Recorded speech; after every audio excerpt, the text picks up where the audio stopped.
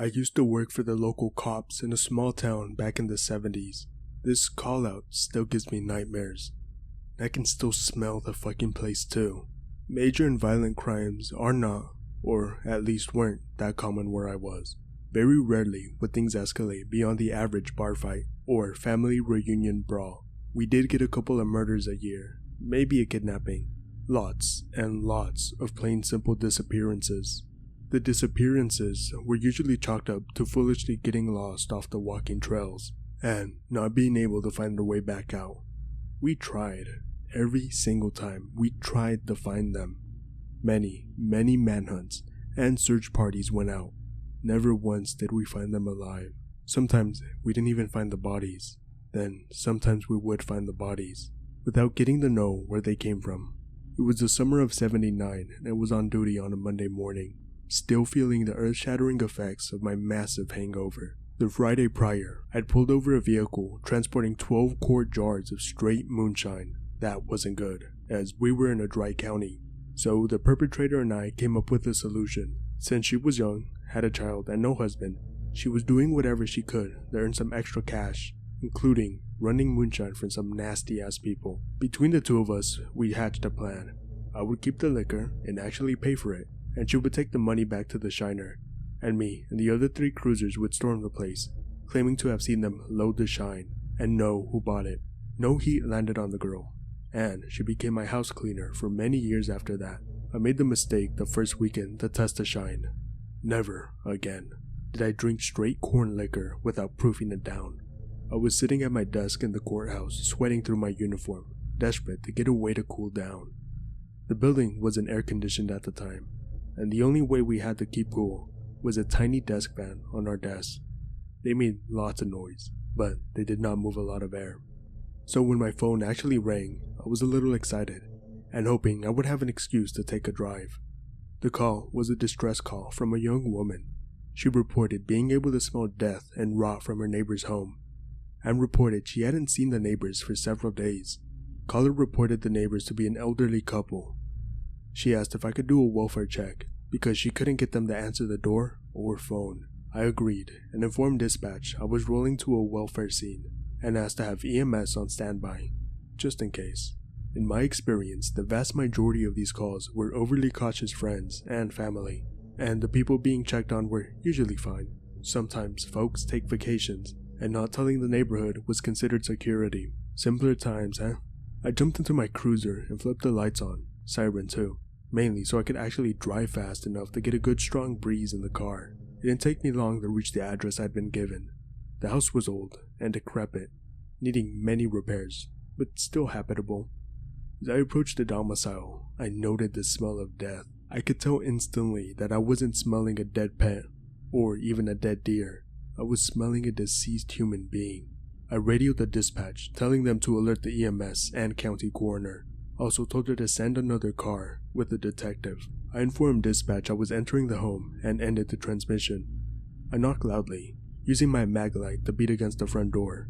I cupped my hands around my face, trying to peer inside, but the windows appeared to be painted and I could not see through them. Thinking nothing of it, I proceeded to check the other windows for a line of sight into the home and found them covered or painted like the rest.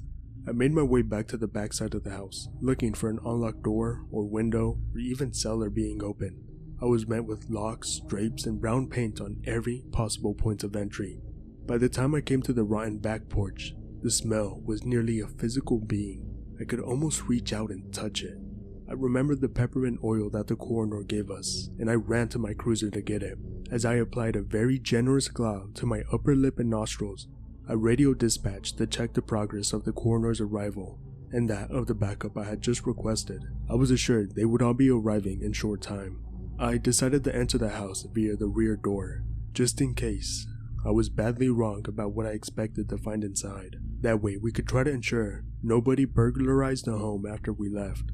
I mule kicked the old wooden door just under the knob twice before the jamb shattered, then swung open, and violently hit the wall behind it. The smell rolled out of the house as a sticky, wet fog of nasty. The peppermint oil was doing fuck all to help the stench. As my eyes watered and adjusted to the dim light inside the home, I noticed a sound. A constant droning noise.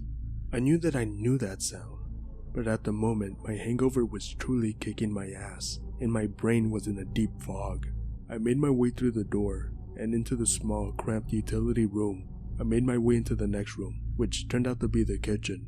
I was using my flashlight to look around and felt something warm and wet plop on the back of my neck, followed by the intense smell of rotten human shit. I knew what it was, but my hand had a mind of its own and swept the nasty glob off my neck. I tried to fling the stuff off my fingers as well as I could, as the realization of what that stuff was hit me. Putrescine and scatol, two chemicals produced when the body decomposes. Gagging and fighting back bile, I staggered into the dining room, where the noise I mentioned seemed to originate. Through teary eyes, I looked through the room and almost wept when I saw the source of the noise. What had to be millions of flies and beetles covered everything inside the dining room. The ceiling was moving and fluttering, and although it took me a second, I realized the flies and the bugs was what had covered the windows. They were so dense I could not see through them.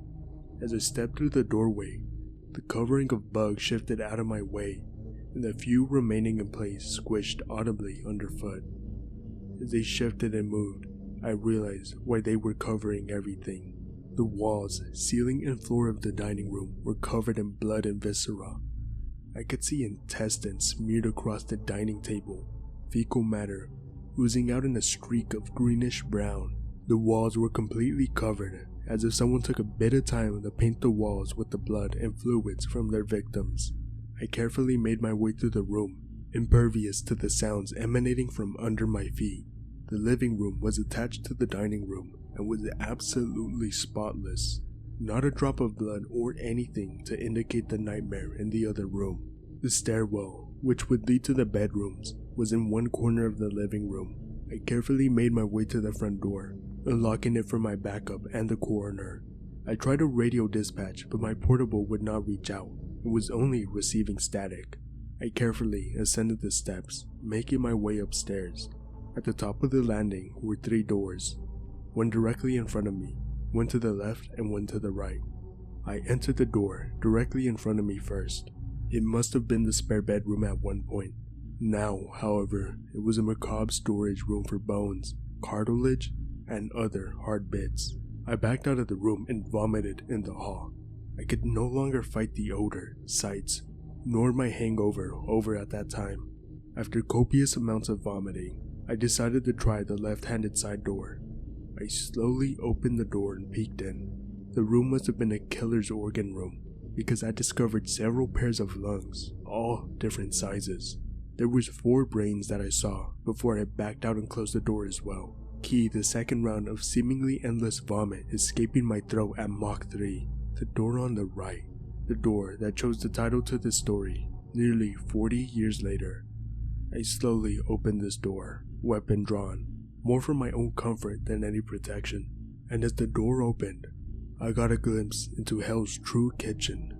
Human bodies, minus the skin and bones, were stapled to the walls and the floor as well as the ceiling fan. I counted 7 bodies before I had to leave. I was sitting on the front stoop, again giving control of my stomach to the hellish hangover. When my backup and county coroner arrived, I couldn't speak, so I just raised a shaking finger and pointed into the house. I remember feeling lightheaded, then hearing the detective, a 20-year cop, scream like a girl before I passed out. I awoke some hours later, laying on a bed in the town doctor's office. I sat up and made my way out to the front, where I found the detective, the coroner, and the mayor, and several other local officials.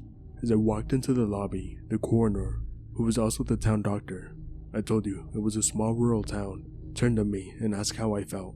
"Well, Doc, I really don't know, to be honest," I answered, not wanting to broadcast my terrible hangover. "Oh son, you'll be right as rain once you get home and take a few drinks.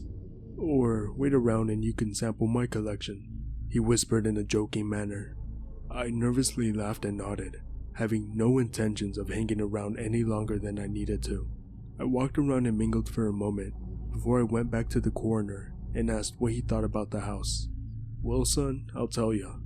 I ain't never seen none like it. Counted 11 different corpses. No obvious cause of death too either. The place was coated in my best guess, a mixture of pureed skin, fat, and bodily fluids. I fought back another surge of bile before seeking my sergeant out in the crowd and asking to leave early that day. Of course, after what had happened, he agreed, under the condition I had my report ready by 9 in the morning and on his desk. The next morning, after turning my report in, the sergeant drags me to his office where he tells me the following. Look, we have a problem. If we tell the public what happened there, or hell, even what we found, the locals would panic. We would have drunk rednecks running around all vigilante. We have to keep this covered up. The house has been condemned. The coroner manages to come up with a good enough cover for the barrels of nasty shit we have to take out of there, and the smell. Apparently, the owners of the home died in their sleep, and the pets died shortly after because of a gas leak. And as soon as the investigation is done, we will burn it down. Officially, it's gonna be an accidental death for both of the residents. The doc is trying to use the dental records to identify the others, but he's not optimistic. Just remember the cover. Don't talk to anyone except me, Detective Lawson, or the doc. And that's what the paper said the following day. Officially, it was an accidental death, caused by an unchecked gas leak in the kitchen. Unofficially, we discovered a total of 13 bodies. None of them showed a cause of death. There was no foreign chemicals in the blood or body parts. Using every tool available to us, we were unable to identify any of the bodies. The homeowners were put to rest in a sealed, empty coffin. We had access to the databases of the feds for an unrelated matter, and still, we could not find the identity to either of the bodies. That's that. We never figured out what happened there, and it never happened again.